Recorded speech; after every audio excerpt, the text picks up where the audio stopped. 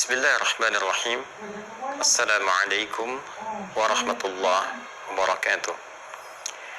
Alhamdulillahil qail alladzina idza asabatuhum musibah qalu inna lillahi wa inna ilaihi raji'un. Wassalatu wassalamu ala rasulillah alladzi dzakkara li ummatihi bi an yadhkuru mahasina mautahum. Wa sallallahu ala sayyidina Muhammad wa ala alihi wa sahbihi wa dhurriyyatihi wa ummatihi ajma'in wa ba'd. Faya ahbaballahi wa ahbaba rasulihi sallallahu alaihi wasallam, usi nafsi wa iyyakum bitaqwallahi faqad fazal muttaqun fala tamutunna illa wa antum muslimun.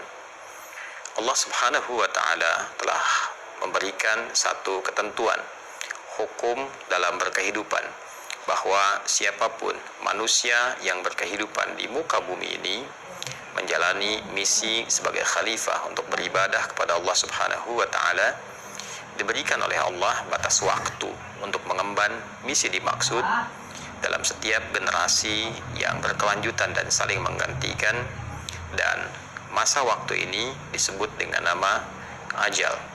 Maka setiap insan tidak akan bisa berlepas dari ketentuan ajal ini, baik generasi terdahulu, kini, ataupun yang akan datang. Demikian Allah subhanahu wa ta'ala berfirman dalam Al-Quran surah ke-7 Al-A'raf ayat 34, walikulli ummatin ajal fa'idha ja'a ajaluhum la yastakhiruna sa'atan wa la yastaqdimun. Dan setiap umat, kelompok masyarakat yang berkehidupan, setiap generasi yang saling menggantikan, mereka memiliki batas waktu untuk menuntaskan misi dalam kehidupan, batas waktu untuk mencari bekal, beribadah sampai kembali kepada Allah subhanahu wa ta'ala. Batas waktu itulah yang disebut dengan ajal. Maka bila telah tiba ajalnya, manusia tidak dapat mengkreasikan diri, baik memajukan ataupun berupaya mengundurkan ajal yang dimaksudkan.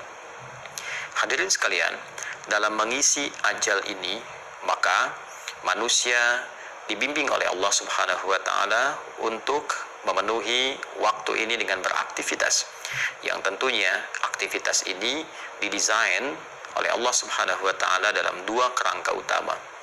Yang pertama adalah dalam konteks ibadah, menyembah, mengagungkan dan mengesahkan Allah subhanahu wa ta'ala. Demikian dalam Al-Quran surah ke-51 Adz-Dzariyat di ayat ke-56, wa ma khalaqtul jinna wal insa illa liya'budun, dan tidaklah kuciptakan jin dan manusia itu kecuali untuk mengkreasikan seluruh aktivitas hidupnya dalam rangka ibadah kepada Allah subhanahu wa ta'ala. Yang kedua adalah manusia dibimbing oleh Allah subhanahu wa ta'ala untuk menjadikan seluruh aktivitasnya dalam rangka memakmurkan setiap tempat yang ia pijak, memberikan dampak-dampak positif, hal-hal yang bermanfaat dalam setiap tindakan dan perilaku yang ia lakukan. Karena itulah hal yang bermanfaat, hal positif, hal yang kiranya mampu menyukseskan, memakmurkan, dalam bahasa Arab disebut dengan umur. Dan umur ini pula yang seringkali diterjemahkan dalam bahasa Indonesia dengan nama usia.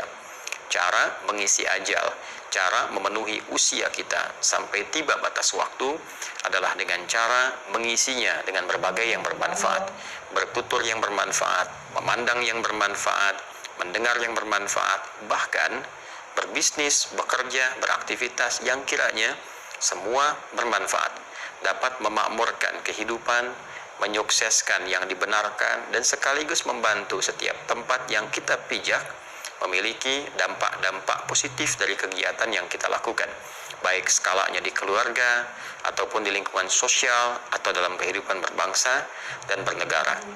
Manusia yang mengemban tugas itu, yang kedua ini, misinya disebut dengan khalifah. Quran surah kedua Al-Baqarah ayat ke-30. Wa idh qala rabbuka lil malaikati inni ja'ilu fil ardi khalifah. Dan ketika Muhammad SAW, Rabbu, berfirman kepada para malaikat dan menyampaikan kepada mereka bahwa Allah subhanahu wa ta'ala akan menugaskan manusia untuk menjadi khalifah di bumi, makhluk yang saling menggantikan antar generasi, yang diberikan tugas memakmurkan bumi, menyukseskan aktivitas sekaligus menghadirkan kegiatan yang banyak bermanfaat. Semua kegiatan ini ketika dilekatkan dengan nama manusia disebut dengan insan namanya. Insan, karena itulah kemudian Allah Subhanahu wa taala memberikan pesan, manusia yang berkehidupan, beraktivitas disebut dengan insan, namun tidak mengisi waktu yang diberikan sampai ajal tiba dengan perbuatan-perbuatan baik yang bermanfaat, yang memakmurkan, itu disebut oleh Allah sebagai manusia yang rugi. Maka turunlah surah ke-103 untuk mengingatkan, wal 'asr innal insana lafi khusr illa alladziina amanu wa 'amilus shalihat wa tawasaw bil haqqi wa tawasaw bis sabr. Demi waktu, aku bersumpah, demi kesempatan, waktu, momentum yang aku berikan pada setiap hamba untuk beraktivitas. Sungguh, setiap manusia yang beraktivitas memanfaatkan waktu itu berpotensi ada yang rugi. Kecuali di antara mereka yang bebas dari kerugian itu adalah yang beriman kepada Allah, yakin bahwa dunia sementara. Dunia itu tempat bertugas, dan dunia itu pasti akan ditinggalkan. Sepanjang bernama manusia, pasti meninggalkan dunia. Sepanjang bernama manusia, pasti akan kembali kepada Allah untuk mempertanggungjawabkan berbagai misi yang telah diemban. Orang-orang yang yakin dengan itu semua, lalu mengkreasikan sisa waktunya untuk beramal soleh. Dan dengan itu saling mengingatkan, saling share, watawasaw bil haq, dan bersabar menjalaninya, maka itulah orang yang terlepas dari kerugian. Hadirin sekalian, rangkaian ayat-ayat tadi mengingatkan pesan kepada kita bahwa setiap kita ini di dunia ini hanya membawa tugas, membawa misi besar. Imma itu untuk ibadah, mengesahkan, mengagungkan, berubudiyah kepada Allah Subhanahu wa taala. Karena itu kita sholat, karena itu kita puasa, karena itu baca Al-Quran, untuk mengimplementasikan keyakinan kita bahwa kita ini adalah seorang hamba yang punya tugas selama di dunia, mengesahkan, mengagungkan Allah Subhanahu wa taala. Saat yang bersamaan kita juga beraktivitas. Ada yang bekerja, ada yang berbisnis, ada yang di dunia diplomasi, di birokrasi, ada yang mengajar dalam rangka menjadi khalifah di bumi, membawa segala hal yang bermanfaat, mengajar yang bermanfaat, bisnis yang benar, menghindari manipulasi, jauhi kecurangan. Segalanya kita coba tunjukkan dalam rangka menjalankan misi yang telah Allah amanahkan kepada kita semua. Tapi ayat itu juga mengingatkan bahwa pada saatnya ketika ajal tiba, selesai misi kita dan kita pasti akan berpulang. Jadi kepulangan kita adalah satu hal yang sangat niscaya dan sifatnya pasti. Jadi siapapun yang berpulang kepada Allah Subhanahu wa taala, boleh jadi saat ini Pak Mahfudin telah lebih dulu meninggalkan kita, tapi kita pun mesti yakin bahwa esok lusa tiba waktunya kita untuk pulang. Tinggal pertanyaannya, bagaimana kemudian kita melihat diri, melihat cermin, melihat sekitaran kita, dari siapa yang pulang itu. Dan dari situ kita belajar untuk bisa meningkatkan kebaikan yang mungkin kita bisa lakukan dan mengoreksi kekurangan-kekurangan, kesalahan-kesalahan yang mungkin telah dilakukan, sehingga ketika pulang bekalnya bisa optimal. Semua amal dinilai baik oleh Allah Subhanahu wa taala. Ini yang dimaksudkan Quran surah ke-67 di ayat yang kedua itu. Walladzi khalaqal mauta wal hayata liyabluwakum ayyukum ahsanu amala wa huwal azizul ghafur. Dialah Allah Subhanahu wa taala yang telah menetapkan kematian itu dan juga kehidupan sesungguhnya untuk menguji yang masih hidup, agar mereka belajar dari proses kematian itu. Siapa yang wafat? Sekarang ada sosok yang meninggalkan kita. Coba lihat mereka. Boleh jadi yang lebih dulu meninggalkan kita itu amalannya begitu luar biasa. Terkadang dia beramal dalam kesunyian, tidak banyak berisiknya, tidak banyak viralnya. Dia mungkin tidak begitu populer di dunia, tapi penduduk langit begitu mengenalnya. Terkadang ada yang terlihat memotivasi, terlihat viral kisahnya, banyak diketahui, tapi semua sepakat bahwa mereka orang baik. Jangan-jangan orang-orang yang wafat mendahului kita dan kita tahu saat ini, kita mengenalnya, boleh jadi mereka itu telah meninggalkan berbagai legasi yang dinilai soleh oleh Allah Subhanahu wa taala. Belajar dari itu. Bagaimana mereka bersedekah, bagaimana konsisten ibadah, sholatnya, interaksi dengan Qur'annya. Liyabluwakum ayyukum ahsanu amala, untuk menguji engkau supaya engkau itu berpikir, engkau itu merenung bahwa engkau pun akan pulang. Boleh jadi Pak Mahfudin telah mendahului kita, boleh jadi orang-orang lain mendahului kita, ada ayah kita, ibu kita. Al-Quran menegaskan pada kita, besok itu kamu, besok itu engkau. Lantas engkau harus mengoreksi diri, introspeksi. Kalau kamu pulang, bekal apa yang dibawa? Karena itu selalu belajarlah dari orang-orang yang telah kembali kepada Allah dan mendahului kita. Ambil manfaat dari mereka, pelajari kemuliaannya, kebaikan-kebaikannya. Liyabluwakum ayyukum ahsanu amala. Setelah itu kita buktikan kepada Allah untuk berubah. Tingkatkan amalan kita, tingkatkan ketakwaan kita. Minimal kita meneladani legasi kebaikan yang ditinggalkan oleh hamba-hamba Allah yang meninggalkan kita itu lebih dulu dibandingkan dengan kita. Pun demikian belajar dari kehidupan. Banyak orang soleh yang masih berkehidupan, banyak orang baik yang masih berkehidupan, atau belajar setidaknya dari orang-orang yang baru dilahirkan. Ya, walladzi khalaqal mauta wal haya, dan kehidupan. Ada orang yang baru dilahirkan, masih bersih, masih bening, banyak disayang-sayang, tidak banyak berbuat salah. Saat salah pun begitu cepat dimaafkan karena memang belum baligh, nalarnya belum sempurna. Ya, Allah memberikan pesan kepada kita, kamu itu lahirnya bersih, lahirnya baik, lahirnya penuh dengan kelembutan, kasih sayang, menyenangkan. Kenapa setelah dewasa, akal kamu matang, kau menjadi keras, menjadi kasar, menjadi jauh dari kebaikan dan sebagainya? Introspeksi diri. Maka kehidupan, kematian mengajarkan kita pada hakikatnya untuk memperbaiki diri dan meningkatkan kualitas dalam berkehidupan. Ini yang pertama. Yang kedua, ini pesan penting dari Nabi SAW. Setiap insan yang sudah pasti akan meninggal, Nabi berpesan, siapkanlah bekal terbaik. Setidaknya sekalipun wafat, peluang-peluang transfer kebaikan itu masih tetap mengalir di alam barzakhnya, masih tetap mengalir. Dalam bahasa Arab disebut dengan jariyah. Kebaikan-kebaikan yang mengkreasikan pahala itu disebut dengan sedekah.